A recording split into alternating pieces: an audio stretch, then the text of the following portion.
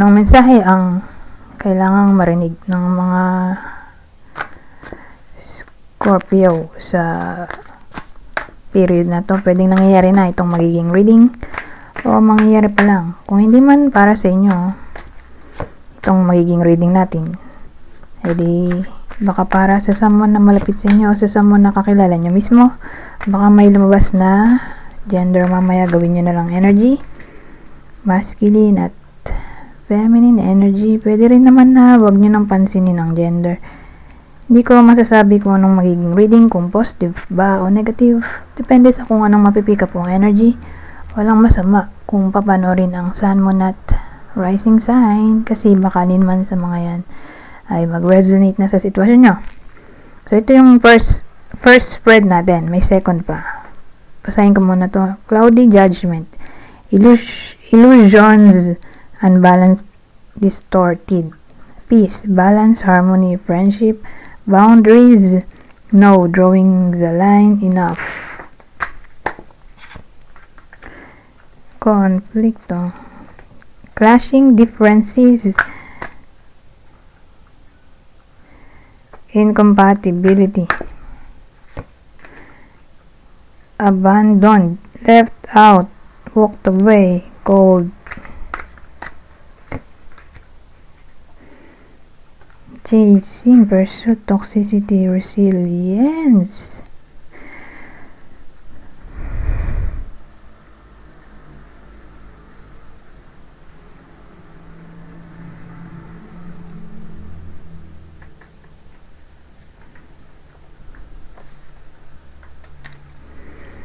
So, malaki ang chance na nagkaroon ng pag-aaway dito.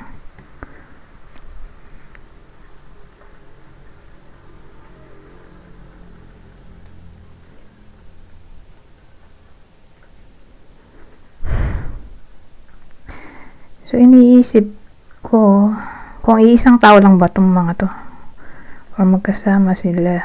Energy nila pareho.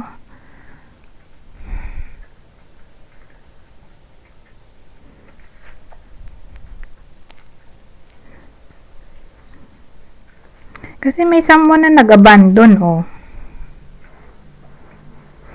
Ibig sabihin, nilayasan, ginost,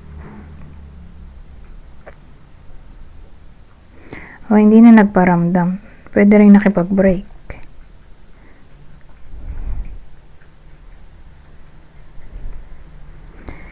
Ngayon, may someone na naghahabol. Chasing,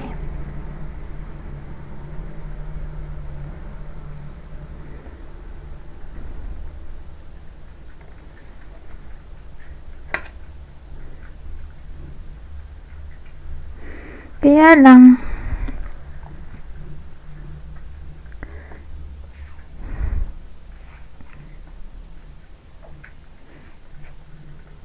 may someone na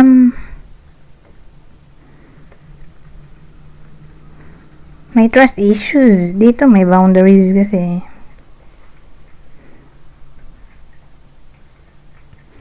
Nalilito kung makikipag-ayos pa.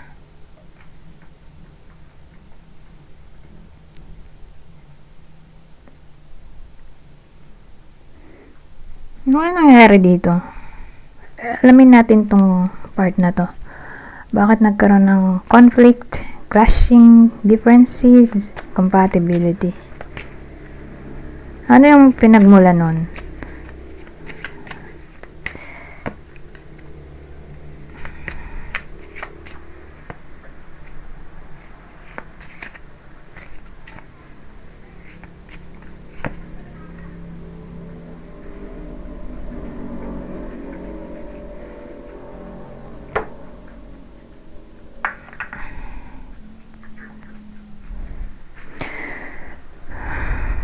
Meron tayo dito anchor, tower, at stork. So, anong pinagmula nito? Anong pinagawayan nila?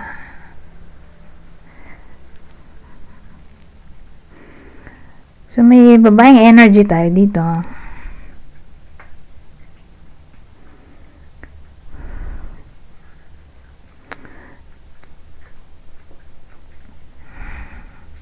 tingin ko yung babaeng energy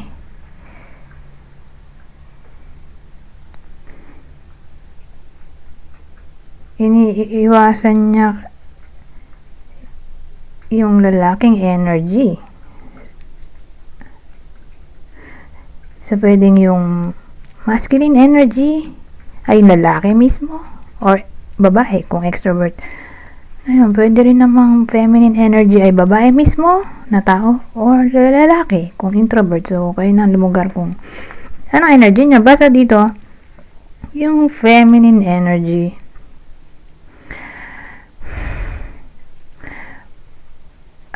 Parang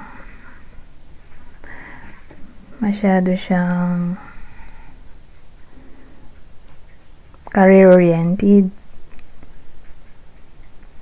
na nawala na siya ng time sa asawa niya or kay masculine energy. Masyado siyang busy. Hindi na siya loving, di rin caring. Ganon.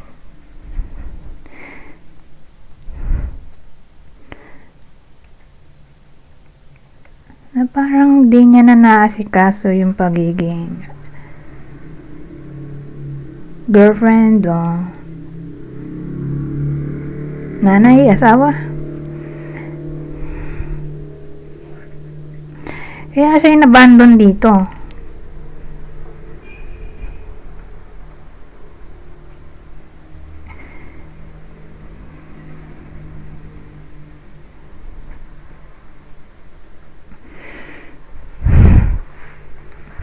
Kasi masyado siyang cold. Hindi caring, hindi loving. Parang wala siyang pakialam. Nanineglect niya na yung responsibility niya bilang girlfriend o asawa or nanay. Or masyado siya sigurong arrogant sa paningin ni masculine energy.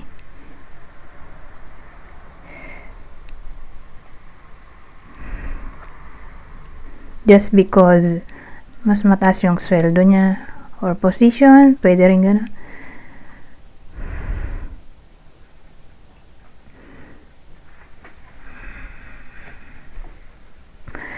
So, ano lang dating dito eh. Ngayon, paano natin i-connect?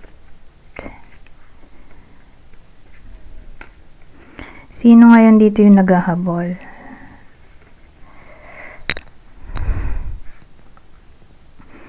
So, sino tong nag-chase?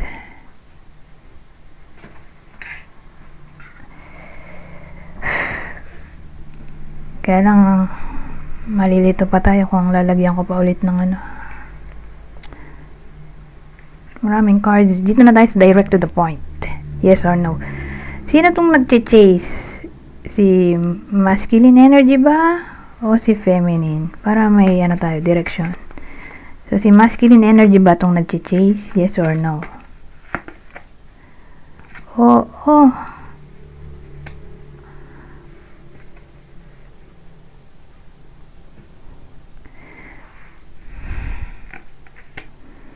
So, ang dating, iniiwan pala ni masculine energy si feminine energy kasi hindi niya na nga gusto. Dahil sa topic ng differences in compatibility.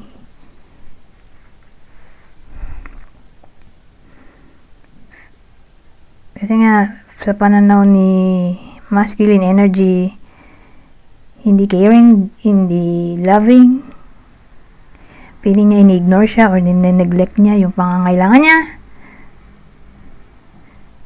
Kaya, iniwan siya. Iniwan niya si feminine energy. Kapag break siya or ginost or nilayasan, wala pa akong masabi kung nagka-third party kasi wala namang lumabas. Pero ganun ang nangyari. More like si masculine energy yung lumayo or nakipag-break. Ngayon, nung nag-break na sila, Siya rin yung kusang bumabalik. Ano ba eh? Well, may ganyan talagang senaryo. Nangyayari lang yan kapag nag-regret yung tao sa nagawang desisyon. So, ngayon nung nag-iwalay na sila, doon siya nag-regret sa makikipag-break. Ngayon gusto niya na bumalik.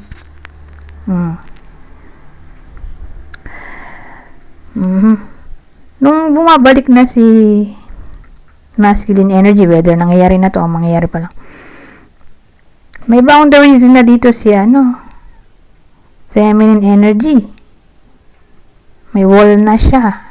So, pag ganun,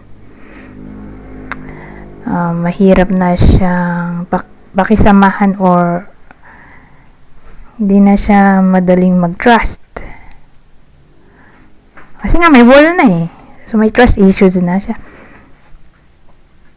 So, doon na papasok tong cloudy judgment at peace. Hindi alam ni feminine energy kung pababalikin niya pa ba itong si masculine energy o hindi na, pero isa lang ang direksyon. Nung nag-break sila at si masculine mismo ang nakipag-break o lumayo or ng ghost, siya rin yung gustong bumalik, pero ayaw na ni feminine dito kasi may wall nga siya, may boundaries, lamang yung ayaw. Pero at the same time, nalilito rin siya kung tama nga ba yung desisyon niya na ayaw na niya. So pag ganun may doubt, nalilito siya kung pababalikin niya pa ba or hindi na, or tama nga ba yung desisyon niya na wag na lang. Parang di pa final yung kanyang no dito.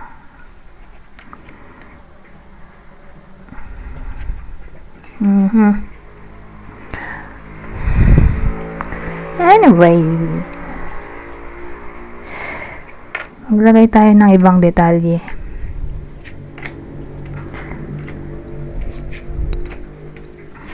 Anong mensahe ni masculine energy kay feminine ngayon na break na sila?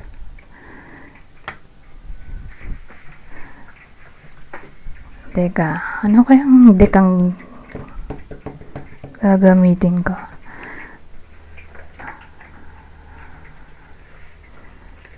Ito na lang.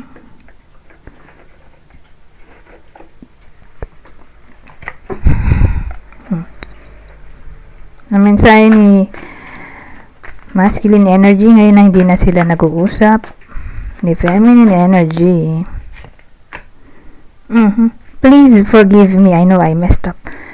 So sana daw mapatawad siya ni feminine energy. Alam niya raw na na siya yung nag-messed up. Ano bang Tagalog nun? Teka, hanapin ko sa internet, sa Google Translate. I messed up. Anyek, teka lang.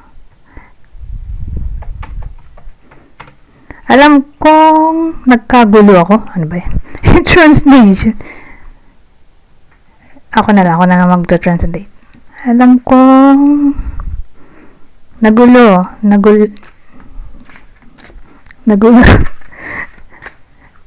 niya yung sitwasyon. Yun na lang. Ayab eh. Nilang dalawa ni feminine energy. Siya yung may kasalanan kung bakit nagkagulo. Okay? Alam niya sa sarili niya, siyang may kagagawan kung bakit sila nagkagulo. Kagulong dalawa ni feminine energy, at ngayon, dahil na-realize niya na yan, gusto niyang humingi ng sorry. At sana'y mapatawad nga raw siya ni feminine energy. And I'm trying to be someone you can trust. So, sa ngayon, hindi na sila nag-usap. Sinusubukan niya raw na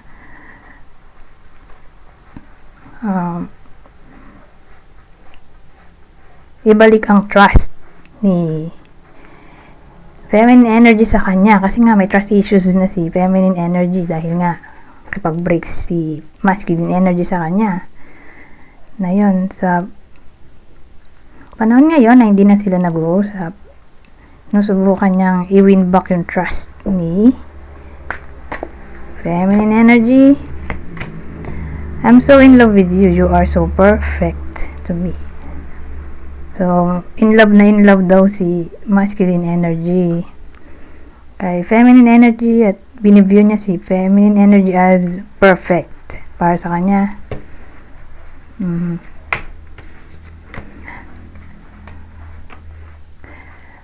Kaya pala gusto niyang bumalik, no? Ang gaganda ng mga sinabi doon. Teka. Mahulog tong lagayan ng deck ko.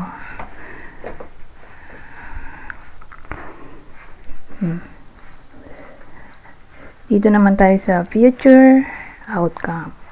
Anong future outcome ng ganitong sitwasyon?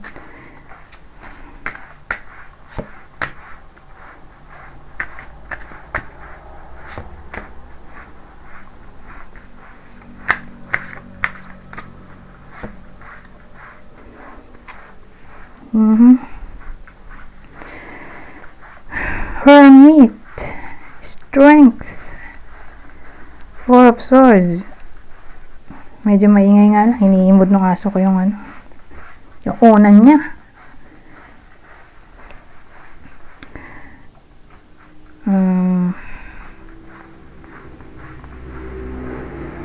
Kasi pag ganito,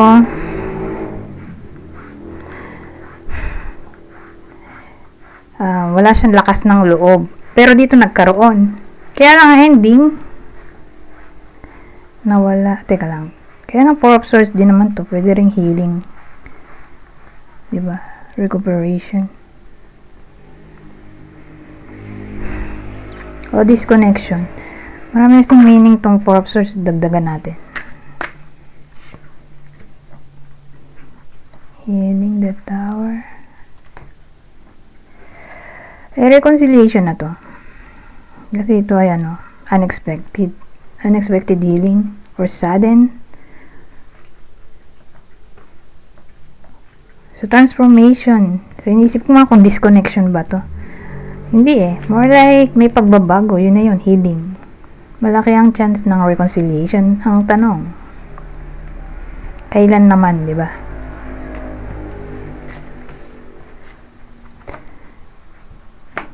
Kailan? Yung specific date or time frame. So, kung dito ngayong month or ngayong period, kailan? Lalabas din naman dito kung sa month na to talaga.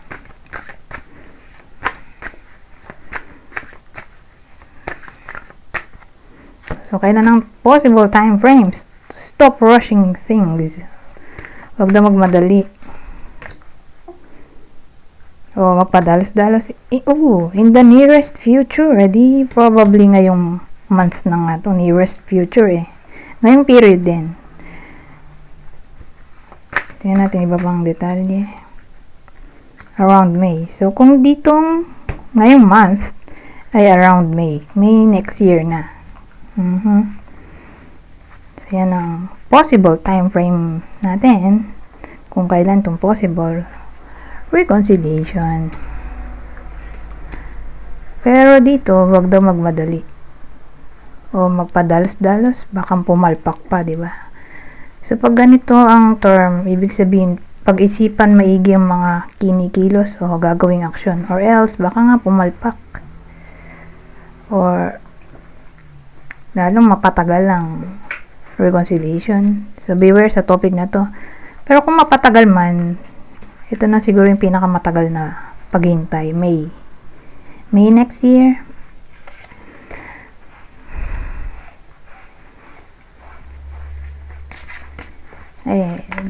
Ganito pala. Anyways, punta na tayo dito sa clue.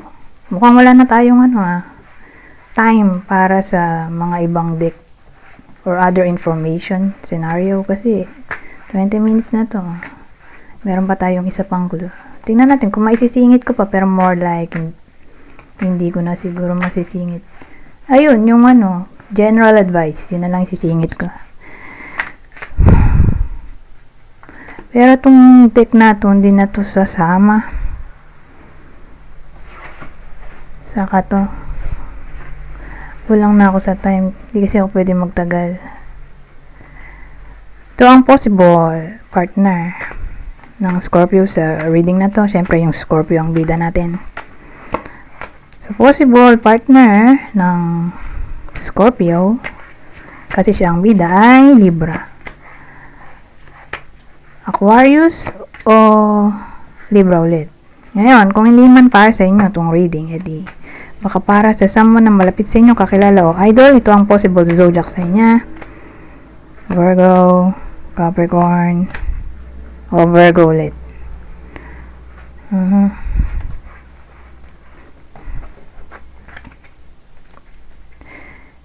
Ito na yung huling clue natin.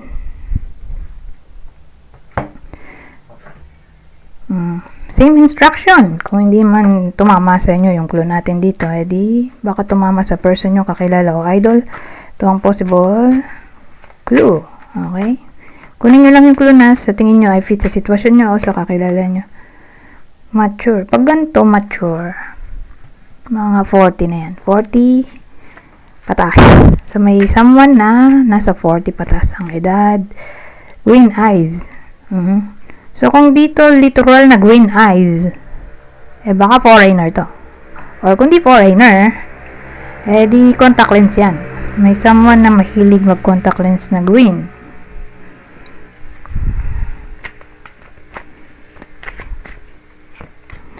Ito naman dark skin. So, may someone na maitim o moreno. At ang uli, may babae na malaki ang hinaharap. O, bastiches eh. So, ayan, ganyan, malaki hinaharap. Anyways, dito na tayo sa pinakahuling deck.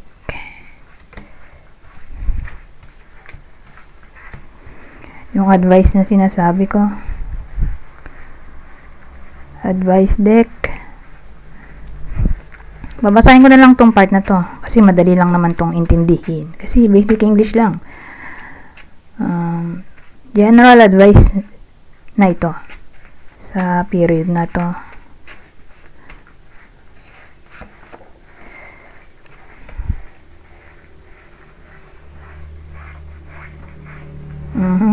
So sabi, admit your faults to one another and pray for each other so that you may be healed. James. Di ko nga lang alam kung saan to galing, kung Bible ba to. Kasi may verse doon, pero LCB, yun kaya yan. Pero tumpak siya dun sa naging kwento, di ba?